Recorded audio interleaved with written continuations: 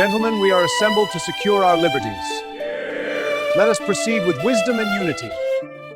Imagine walking into a candlelit hall in Philadelphia.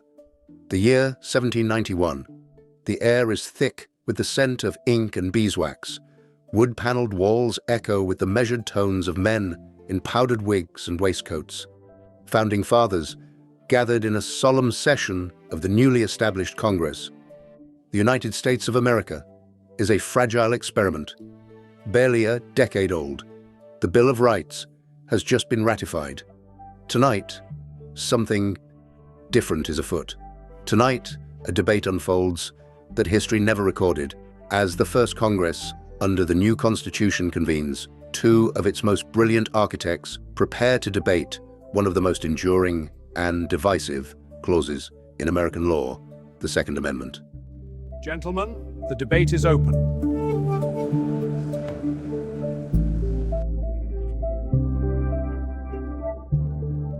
On one side, James Madison, architect of the Constitution, champion of individual rights.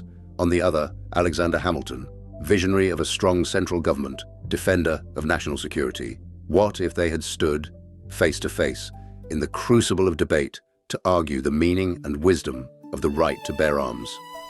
Welcome to a fictional, yet historically inspired debate. Founding fathers face off. Madison versus Hamilton on the right to bear arms.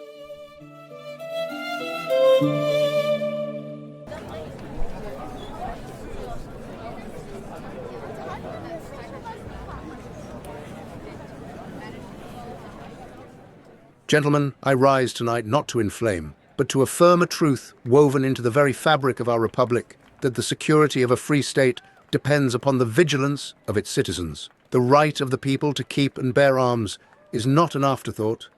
It is a necessity. History teaches us that standing armies, especially when controlled by distant powers, are instruments of tyranny. The militia, the body of the people themselves, must remain armed, disciplined, and ready. This amendment does not advocate lawlessness. It ensures that the sovereign power rests not with a centralized military force, but with the people. Should tyranny ever again threaten our shores, whether foreign or domestic, armed citizens stand as the ultimate check.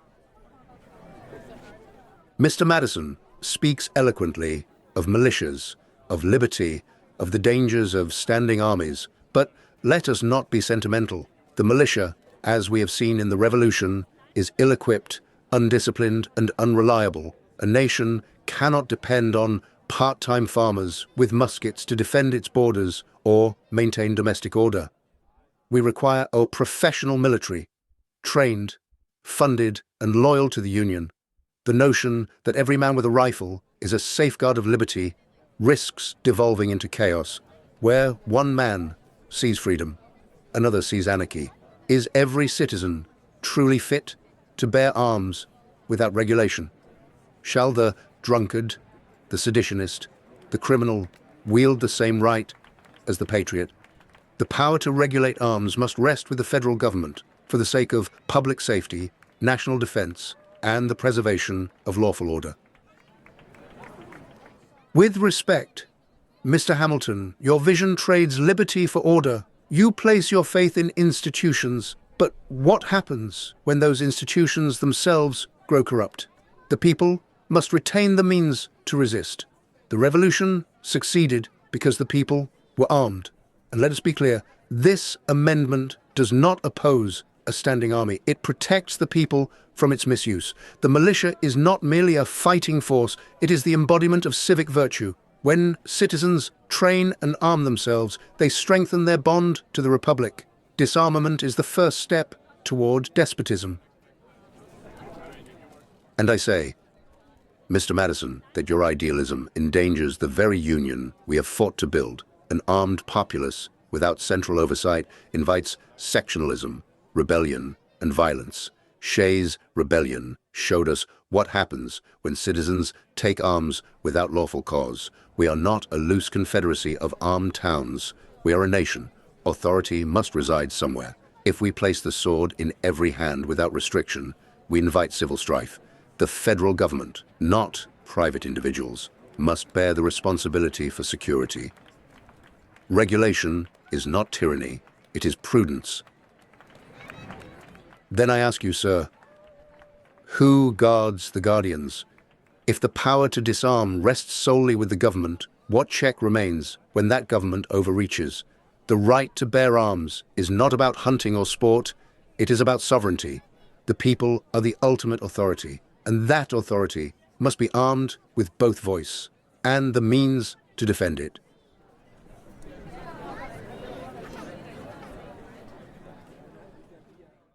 In the end, no vote was taken, no resolution passed. But the questions raised that night echo across centuries. Is the Second Amendment a sacred guarantee of individual liberty, or a dangerous relic in a modern world? Is the greatest threat tyranny or anarchy? While this dramatic debate is fictional, Madison and Hamilton never formally clashed over the Second Amendment in this way. Their broader philosophical differences were real. Madison emphasized limited government and individual rights. Hamilton championed national strength and executive power. Today, their legacies live on in every discussion about rights, security, and what it means to be free. What do you think? Was Madison right or Hamilton? Let me know in the comments section of this video.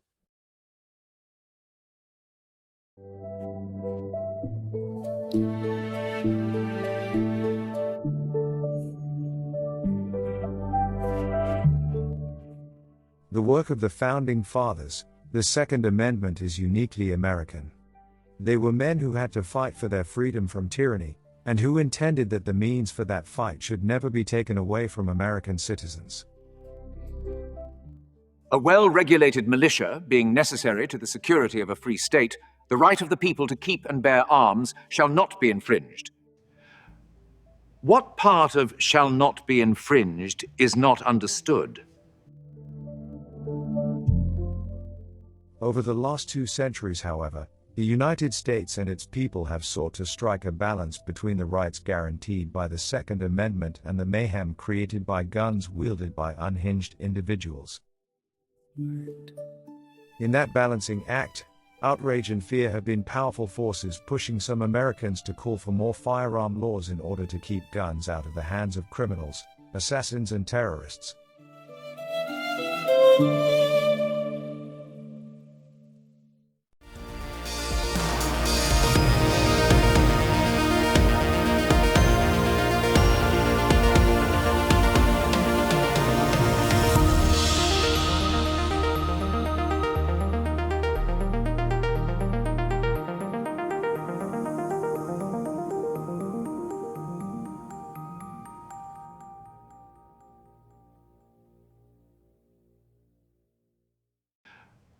What part of shall not be infringed is not understood? A link is in the description section for the Shays Rebellion mentioned in the debate. Feel free to research this subject on your own.